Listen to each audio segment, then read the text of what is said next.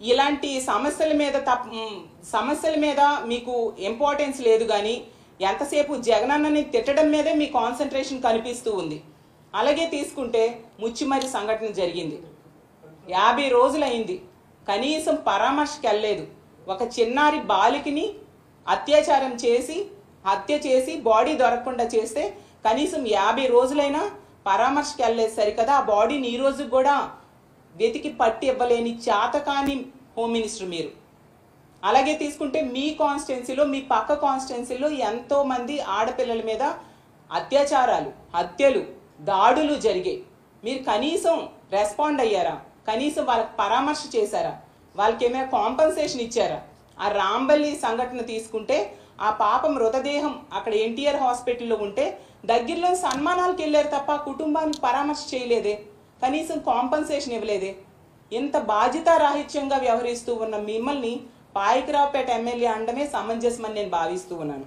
అలాగే తీసుకుంటే ఆ రోజు ప్రెస్ మీట్ పెట్టారు 4 గంటలకి, అందులో ఏమీ మాట్లాడలేదు. తరువాతైనా అధికారులను ఆదేశించి హుటాహుటిగా బయలుదేరాలి కదా ఈ అచ్యుతాపురం సెజ్ సంఘటన కోసం. అసలు ఏం జరిగింది, వాళ్ళని ఏ విధంగా ఆదుకోవాలని. కనీసం వందే భారత్లో 7 గంటలకు బయలుదేరినా 11:30కు చేరిపోతారు. అవి ఏమీ లేకుండా తీరుబడిగా 9 గంటలకు బయలుదేరి 2:30కో ఎంతకో వచ్చారు. అది మీ ప్రభుత్వం తాలూకా బాధ్యతారాహిత్యం. మరి ఇలాంటి బాధ్యత లేని హోమ్ మినిస్టర్ని ఏమని పిలవాలి? పాయకరావుపేట ఎమ్మెల్యేగానే పిలవాల్సిన పరిస్థితి. అలాగే తీసుకుంటే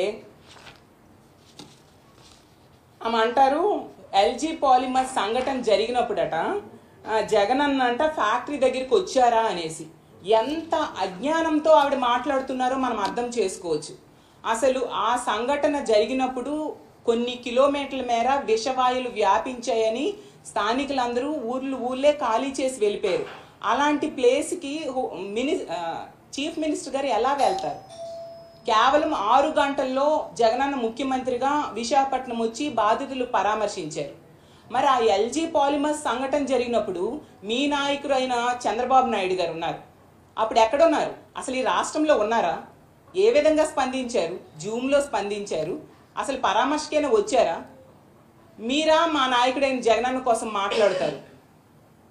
అసలు కాంపన్సేషన్ తీసుకుంటే వెంటనే 6 గంటల లోపే జగనన్న అక్కడికి పరామర్శకు రావడమే కాకుండా విశాఖపట్నం వాళ్ళకి బాధితులకు పరామర్శ చేసి అసలు ఈ రాష్ట్ర చరిత్రలో ఎన్నడూ లేనట్టుగా ₹1 కోటి కాంపన్సేషన్ ప్రకటించడం జరిగింది. దేశవ్యాప్తంగా అందరూ ప్రశంసించారు. అసలు మానవత్వంతో జగనన్న ఇంత బాగా స్పందించారు ఈ ముఖ్యమంత్రి అనేసి ఆ రోజు జగనన్నకి దేశవ్యాప్తంగా ప్రశంసలు అందుకున్నారు. మరి చంద్రబాబు నాయుడు గారు తీసుకుంటే 2వ రోజు వచ్చారు సరికదా. 14 ఏళ్ళు గతంలో ముఖ్యమంత్రిగా చేశారు. ఎన్నో ఇలాంటి యాక్సిడెంట్స్ జరిగాయి. ఎప్పుడైనా ఇంత కాంపన్సేషన్ మీ చంద్రబాబు నాయుడు గారు ఇచ్చారా? ఎందుకు? ఆ రోజు పుష్కరాల ఘటన జరిగింది.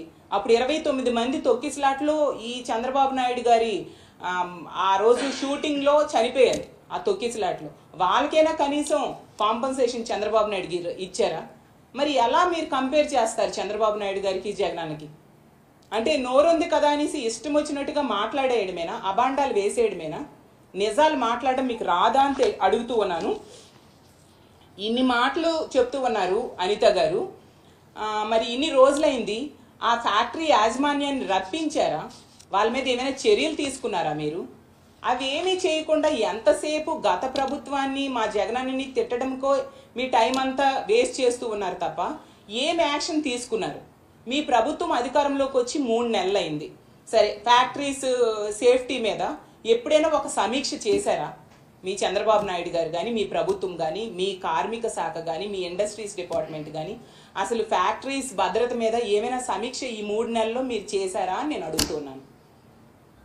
అలాగే తీసుకుంటే గత జూలై నెలలో జగ్గైపేట అల్ట్రాటెక్ సిమెంట్ ఫ్యాక్టరీలో ప్రమాదం జరిగి 3 చనిపోయారు. పోనీ ఆ ప్రమాదం జరిగాకైనా చేయాలి కదా. అలాంటిది ఏమైనా చేశారా? ఏం చేయలేదే. ఇప్పుడు ఇది జరిగింది. మళ్ళీ వెంటనే సినర్జీస్ కంపెనీలో పరవాడలో ఇంకొక యాక్సిడెంట్, అక్కడ 3 చనిపోవడం జరిగింది. మరి వాళ్ళకి ఏమైనా కాంపన్సేషన్ ఇచ్చారా మీరు? ఎల్జీ పాలిమర్స్లో జగనన్న ఇచ్చాడు. ఇప్పుడేమో ఈ కంపెనీలో తీసుకుంటే ఎసెన్షియా కంపెనీలో జగనన్న అక్కడికి వచ్చాడు కాబట్టి వెంటనే జగనన్న వస్తున్నాడు అని తెలిసి గబగబా ప్రకటించేశారు ₹1,00,00,000. మరి ఈ సినర్జీస్ కంపెనీ బాధితులు చనిపోయారు, వాళ్ళేం పాపం చేశారు? వాళ్ళకెందుకు మీరు ఏమి ఇవ్వలేదు? వాళ్ళకి ఇవ్వాలి కదా ₹1,00,00,000. అలాగే తీసుకుంటే ఈ ఎసెన్షియా కంపెనీలో చనిపోయిన బాధితుల మృతదేహాలకి రెండో రోజు మా నాయకులైన బొత్స గారు, మా మిగతా నాయకులు చూడడానికి వెళ్ళారు. మీరు అంతవరకు వెళ్ళలేదే. ఇదేనా మీ బాధ్యత? మీరు చేయాల్సిన పని ఇదేనా? అలాగే ఇంకో మాట కూడా అనిత గారు అంటూ ఉన్నారు, మా జగనన్న ప్రభుత్వంలోనంట భద్రతా చర్యలు తీసుకోలేదు, సేఫ్టీ ఆడిట్ నిర్వర్తించలేదు అనేసి అంటూ ఇష్టం వచ్చినట్టుగా మాట్లాడుతున్నారు. కానీ మా జగనన్న ప్రభుత్వంలో అత్యంత విజయవంతంగా సేఫ్టీ ఆడిట్ చేయడం జరిగింది. ఆ నివేదికను మీరు అమలు చేయడంలో విఫలమయ్యారు. మీ చేతకానితనం వలన ఆ నివేదికను ఈరోజు ఫ్యాక్టరీస్కి అమలు చేయడంలో మీరు విఫలమయ్యారు.